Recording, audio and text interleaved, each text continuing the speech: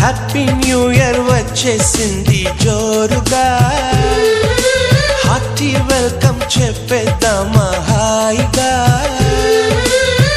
కొత్త కొత్త ఊహల్లో తెలిపోటియా, మనసులోని ఆశల్ని పంచుకో బ్రదర్.